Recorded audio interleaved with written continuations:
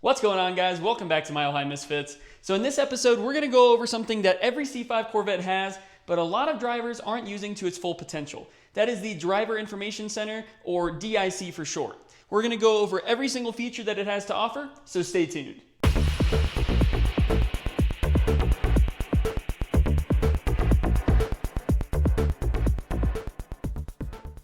You probably don't touch your dick enough. Now that I have your attention, the DIC is a very useful tool on the C5 Corvette. The DIC can actually give you a ton of helpful information about your car's health, performance, and hidden features if you know how to use it. So let's go through everything it can do and how to navigate it. The DIC is controlled by these buttons on the side here. So you have fuel, gauges, trip, options, and then you have the E/M button, which stands for English/metric, and you also have a reset button at the bottom. Each of these buttons cycles through different categories of information, and the reset button does exactly what it says. It clears things like trip meters and resets average MPG. When you hit the fuel button, the first thing that you'll see is the average fuel economy. This gives you a running average, and yes, it resets with the reset button. If you press it again, the next one that you see is the instant fuel economy. This shows you real-time MPG, and it's super useful for daily driving. And now lastly, you'll see range, and this is just an estimate of how many miles you can go before running out of gas. Next up is gauges. The gauges button shows you a digital readout of your oil pressure, your oil temperature, your coolant temperature, your battery voltage, and then your tire pressures if equipped. This menu is great if you want exact numbers instead of just glancing down at your analog gauges. It's also super helpful for diagnosing problems, especially if you think that a gauge might be lying to you. The next button on this list is trip. When you press this, the first thing that pops up is your odometer, which just shows you how many miles are on the car. If you cycle through this menu, you'll get trips A and B. These are just two separate trip meters that you can reset independently. The next one is elapsed time. This one starts a timer as soon as you press the reset button, so a lot of people use this on the track.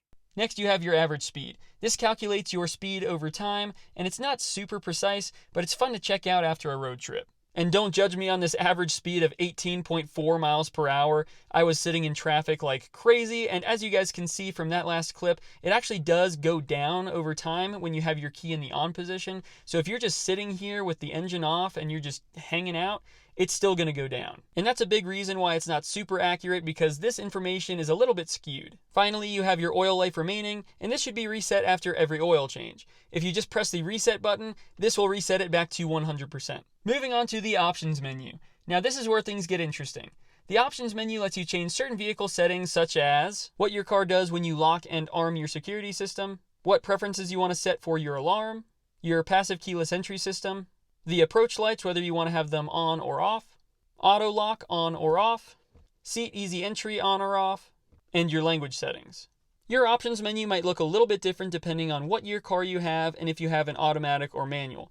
For example, I think that the automatic car has the door lock settings in this menu, like whether you want to have the car automatically lock when you shift it out of park. And although a lot of these features feel pretty basic, they were actually very advanced for a car from the late 90s and early 2000s. Real quick, guys, before we move on, I wanted to let you know that if you're enjoying this video or if you're finding it helpful, make sure to help me out as well and subscribe to Mile High Misfits, because that is the best way to support the channel, and it is absolutely free to do. And if you want to do something that's not so free, you can buy one of the C5 Corvette shirts that we have on our Etsy store now, and that is a huge help to the channel, so I can continue to put out videos just like this one. But without further ado, let's get back into it. Now we're going to move on to my favorite part about the DIC on the C5 Corvette. First, you want to flip the key to the on position, and then you want to hold options and press fuel 4 times.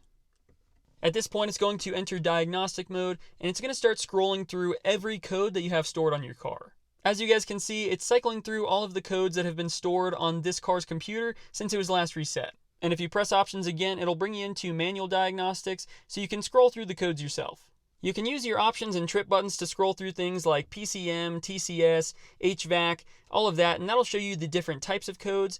But then you can use the fuel and gauges button to scroll into these menus and see exactly what codes are popping up. You can see on my PCM that I have the P0140, which is both historical and current. So that means that this is a current code on my PCM. And if you want to go on to the next one, you can press options, and that'll bring you to the TCS. As you guys can see, most of the codes on my traction control system are historical, so I don't really have to worry about these. But it's still good to know just in case if I ever need to look back on it. This menu will show you any stored trouble codes, even ones that don't trigger a check engine light. And the H stands for history, and the C stands for current, so you know exactly what codes are currently being stored on your car's computer. This is a great way to catch small issues early, or just nerd out on your computer's internal systems. And guys, it has been a minute since I've scrolled through these menus, so I'm probably going to check these after this video just to make sure I don't have anything serious going on. And finally, you can press the E/M if you want to change to kilometers an hour or miles per hour. As you guys can see, this car does have some codes on it right now. I've got the ABS light and the traction control light on because of the EBCM issue. I also put long tubes on this car, so I deleted the rear O2 sensors, and that has given me a light as well. So after I get the car tuned after the cam installed, that should eliminate the check engine light, and then I'll get the EBCM fixed shortly after that. As you guys can see, the DIC is incredibly helpful. I didn't even put a scanner on this car, and I know exactly what's wrong with it. But there you have it, guys. That is every feature on the DIC system on the C5 Corvette. And if you haven't used it for anything besides checking your fuel economy, you should really dig into it more because it's incredibly helpful.